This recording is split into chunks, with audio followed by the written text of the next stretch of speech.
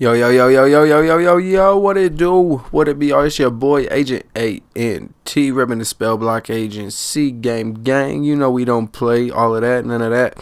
So, today I'm bringing y'all a little Fallout 4 gameplay.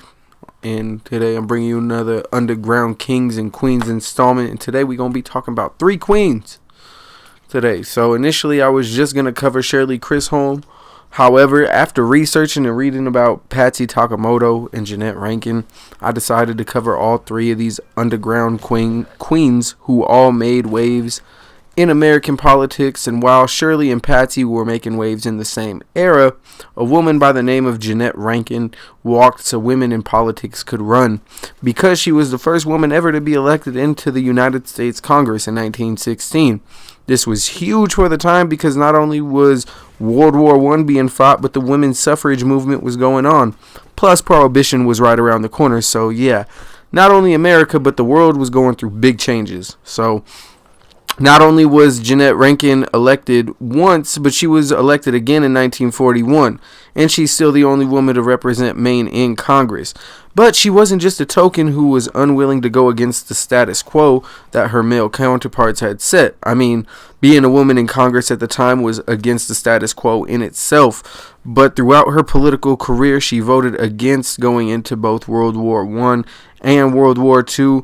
And even after her career in Congress was over, she devoted her life to women's equal rights movements and anti-war movements, even organizing Vietnam protests, which today would be seen as taboo in the Republican Party that she represented.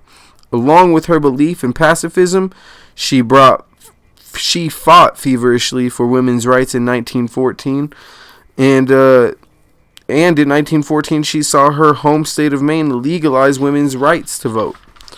So, which of course the rest of the country soon followed suit after that.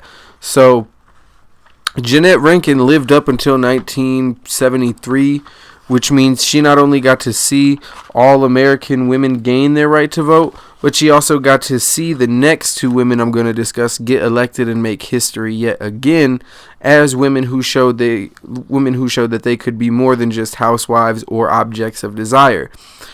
They can be just as, if not more, competent than men in a lot of fields, but let's look at 2 more pieces of evidence of that with Patsy Takemoto and Shirley Chrisholm, who were voted into Congress just 4 months apart. So I thought it would be criminal to cover one and not the other. So really, I'm killing 3 birds with 1 stone, if that's how it goes. So with this video, so putting in that work, happy 2022, y'all. Are you not entertained? I'm out here going hard for y'all, bing bong, all that. So anyways, Patsy Takemoto, aka Patsy Mink, and Shirley Chrisholm were and also just, before I get into it, Patsy Mink, that sounds like the coldest female rapper name I ever heard. But anyways, let's get into it.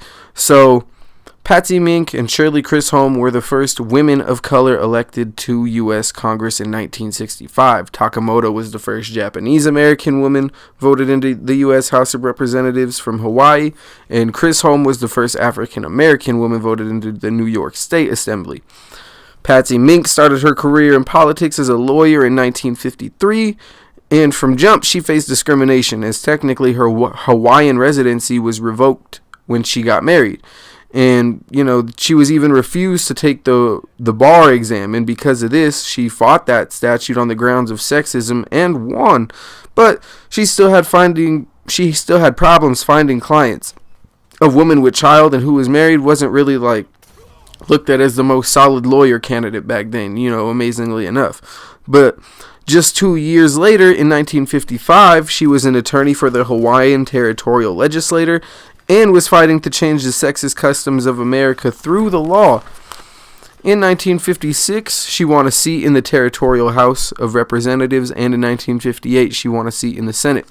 Not only was she just trying to change things for women, in 1960 she spoke in favor of the civil rights platform at the Democratic National Convention. So not only was she fighting for, just women, she was fighting for people of color as well, women of color. She was fighting for anybody who really didn't have a voice in America, or a fair voice in America at the time. Or at least American citizens who didn't have a voice at the time. So after winning a seat in the House of Representatives in 1964. She wasted no time introducing the Early Childhood Care Act and worked on the Elementary and Secondary Care Act of 1965. Patsy also became the first person to oppose a Supreme Court nominee on the basis of discrimination against women, which actually held up, as Nixon's nominee George Carswell was actually denied of being a Supreme Court justice, and Harry Blackmun was approved instead. In 1971, Mink sued the EPA, the Environmental Protection Agency, in an effort to expose unlawful nuclear testing on Amchitka Island, which President Gerald Ford agreed, but Congress blocked the documents from being released, so we don't really even know the full story on that. She also supported the Lyndon B. Johnson social programs, but heavily rejected the Vietnam War. In 1971, she actually ran for president as a Democrat, but only gained 2% of votes from the primaries.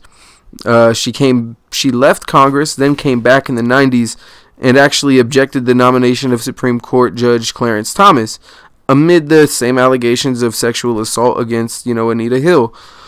Mink even marched in protest at the fact that Hill wasn't allowed to testify, which eventually she won that, and Anita Hill was allowed to testify. But Patsy died in 2002, but she left behind a legacy championing equal rights and equal education for all.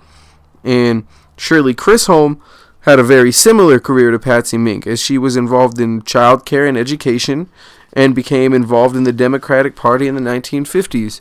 In 1965, she won a seat in the New York State Assembly, and it should go without saying that as a black woman in New York, especially in New York politics, she faced discrimination, but that didn't hinder her at all.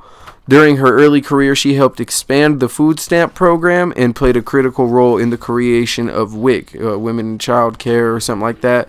It actually helps single moms and actually moms in general just get, the bare minimum needs for their child and stuff like that. So during her career, she only hired women for her office, with half of them being black, as she also noted that during her career, she faced more discrimination for being a woman than actually being black, which, is changing of the times, I guess, because if it was maybe 100 years before, it definitely would have been a different story. Just my personal opinion, maybe a fact, but, in 1972, though, she ran for president as a Democratic candidate, and her campaign was seen as more symbolism than anything, really, as her campaign was grossly underfunded, and she was met with criticism from her own people even. And she responded by saying that she wasn't trying to take power from her male colleagues, and argued that the black man taking a step forward shouldn't mean that the black woman take a step back. A very powerful quote, in my opinion. That hit home. That was crazy, because I'm sure that even black men who were, gaining traction in politics at the time didn't like, we're letting a woman, beat us, and you let a woman beat you in voting and stuff like that, man. You getting killed by your male counterparts. That's just how it was back in the day. So. Not saying it was right, but sexism ran rampant in almost every field, every place of work. Just bare facts. Because women weren't even at first allowed to work, and then they're getting introduced to workplace with a bunch of men, where they're literally probably the only woman, if not there's like 2 women for 30 dudes, or a whole company full of dudes. That was. It was a lot of sexism and sexist shit going on in the 60s, 70s, even the 80s, 90s, mid-2000s. It was a long time. Women still getting harassed at work, I'm sure, but definitely gets called out more, and there's, resources for that. Back in the 60s and stuff, there was really, you just kind of had to take it, which is, again, not right, but still. But again, her 72 presidential campaign actually inspired Kamala Harris and Hillary Clinton. And even though those two aren't great examples of women in politics, it's my opinion. Y'all could think differently, but I'm sure that sentiment would hold true. Especially Kamala. Well, no, both of them actually. No, I'm standing on that because Kamala Harris, she put a lot of minorities in jail for a lot of ridiculous acts or laws that she put into place. So I'm standing on that. And Hillary Clinton, listen, her whole thing has been losing to Donald Trump, and eventually, like, Trump supporters got to get over that. Hillary supporters got to get over that. And look, to be truthful with you, I just don't think she would have been a great leader, to be truthful. That's just my opinion. I'm not for either side. Donald Trump, was it any better? It was the lesser of two evils. America probably should have held out their vote that year, but we're so used to, we're creatures of habit. You know, we don't know any better. People are like, well, what happens if you don't hold your vote? I don't know. Let's find out. We've seen what voting gets us.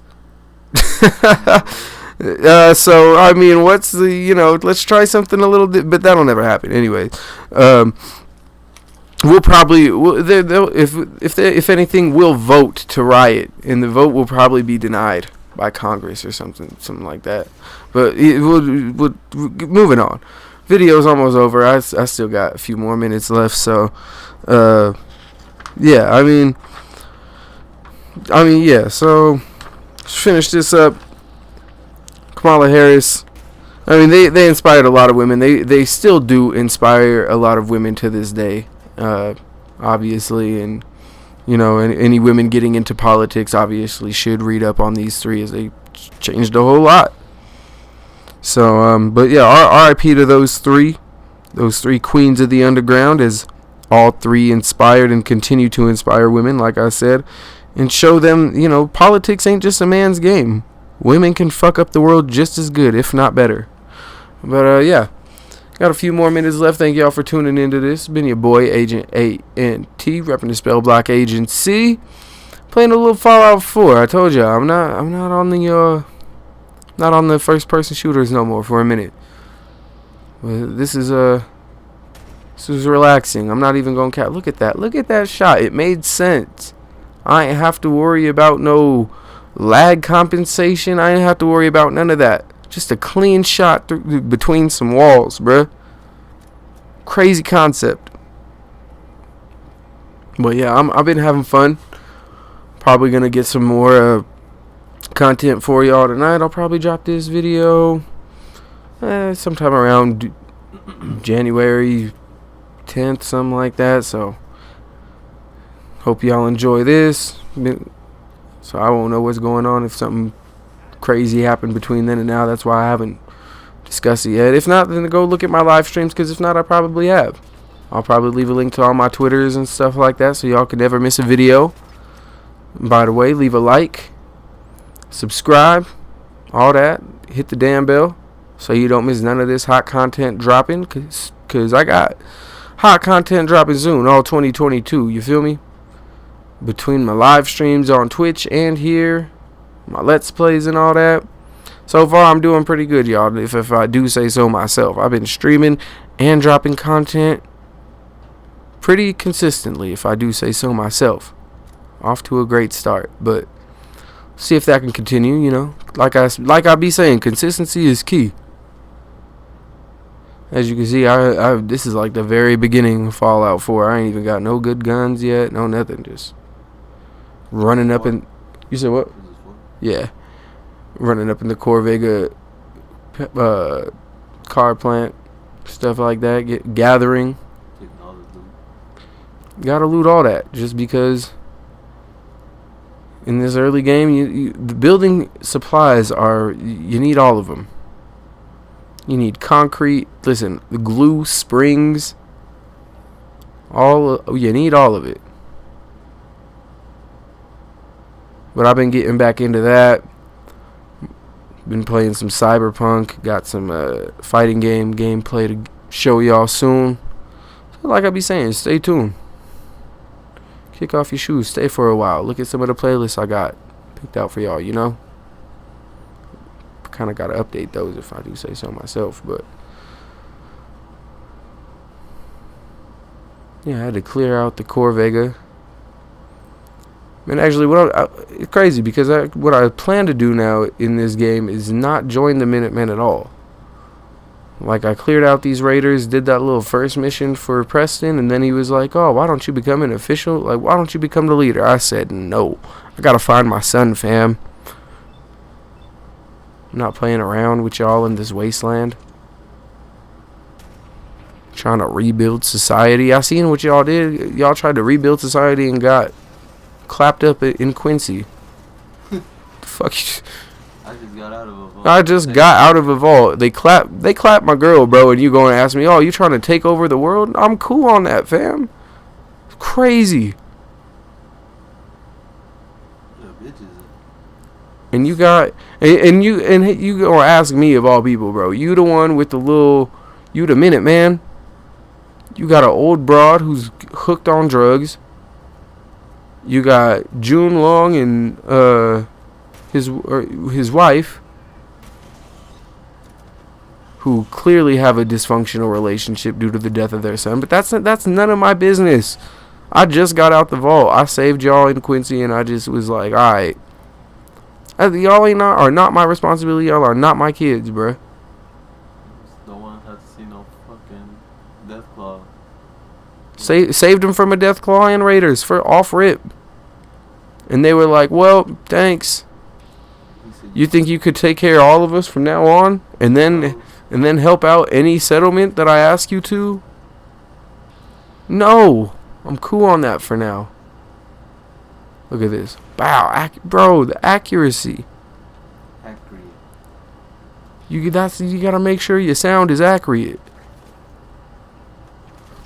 I'm not accurate right now. I'm over here just boom. Oh my god. Yo, that's gotta be the best thing ever invented in any game ever, bro. It's like probably it's like gambling. It's like Twix in real life. You need a moment, that shit just freeze right when you need it to. Swear to God, bro. Comedy. But that's enough of my rant. I've been thoroughly enjoying collecting or putting together content for y'all. Can't wait till I get a capture card so I could actually mess around with Sony Vegas and maybe get a meta mic so that way my voice could be, you know, silky smooth instead of kind of just rough and choppy like I'm on some 90s Wu-Tang joint. But either way, I'm sure y'all enjoy. Brother. My voice is like a orchestra. Nah, but for real though, y'all be safe though. Like I be saying, have a happy, prosperous 2022. I got hot content dropping soon, so stay tuned. It's been your boy Agent ANT with my boy Agent Sway Lee in the background. That's who it be. And look at me out here. Oh my God, y'all see me quick scoping with no scope from across the map, and then you could get it too. Use my critical hit. Blew his brains out in front of you. And you ain't gonna do nothing? Look at that, man. I do like some of these transitions for Share Factory. I ain't even gonna cap with y'all. I said, oh, they over here, run down on them. Bow, where you think you running off to? Oh, an L right there.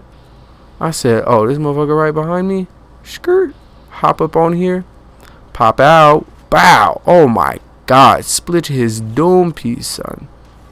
I don't even know what accent that was. That shit was so crazy. But, yeah, thank y'all for tuning in again. I know I've been kind of stalling for time on this video, but it's cool. I feel like I've added healthy commentary to this. Look at this. Catch one in your chest.